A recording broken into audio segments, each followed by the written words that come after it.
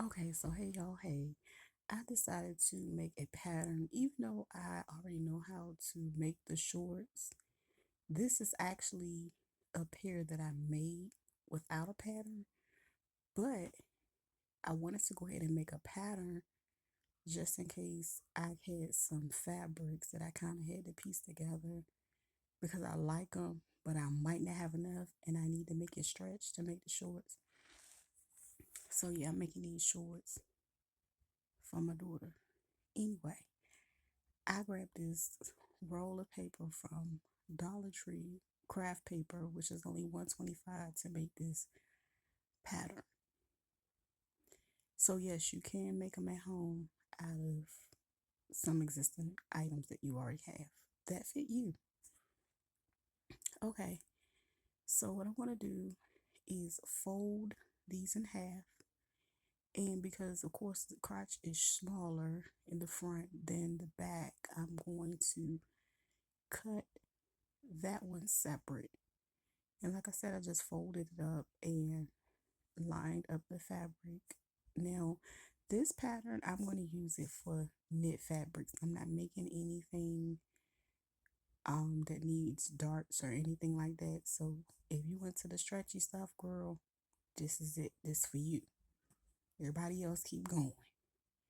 But anyway, no, you can stay. You can check it out. But anyway, I just basically trace it freehand best way I can. Um,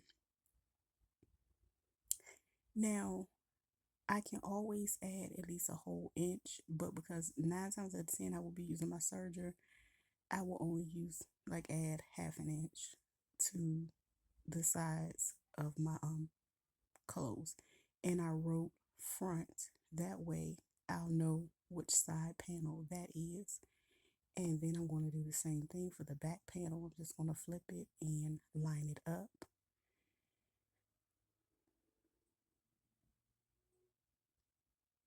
And repeat the same step. I'm just going to take my Sharpie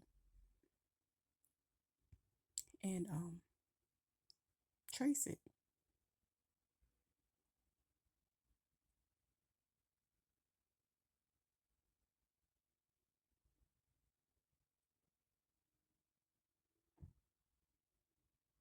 Now, because this is the back, I'm going to add that part going straight down. And if I have to adjust it to the band, it's not a big deal. But I do want the derriere room. So I'm going to play right back panel. That's going to be a back panel. Um, Also, you can, so what I'm going to do is draw a line straight across. But I'm going to also add the band size, which is probably about 3 inches in height. And, of course, it might lose about a half an inch while it's getting sewn, and that's fine because the band that I have is pretty much like 2.5 by the waist. So I'm going to add the height to both of the panels just to remind myself while I'm making it. But more than likely the band will be cut separate, but I like to have them on my pattern. That way I can remind myself. I remind myself the size that my band needs to be. I wrote my band for the full size. I wrote my band for half the sizes of the garment as well. That way I don't, mess it up and grab it later and make any mistakes. Um, yeah. So I'm just adding. Yes, I'm on this little smaller table. I'm not used to using this table, but we making it work. Um, I'm gonna draw it across, and of course it's gonna be 3 inches in height. I'm adding that to my pattern.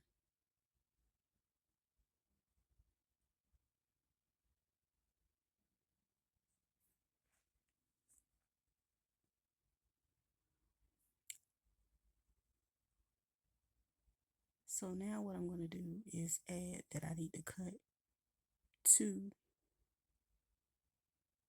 on each of them as well. Well, of course, after I cut it out. Um, that way fill it out to your liking. So here I'm going to write cut times 2. That way I know I need to cut 2 of these for the, 4 panels. I'm deciding to use 4 panels. I don't know.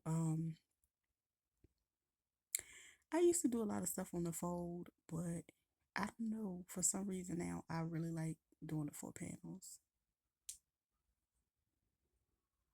But anyway, I want to cut out my pattern. And once I cut it out, it's pretty much ready to go, and can use it for any project. So I hope this helps you guys get started. You can always use the craft paper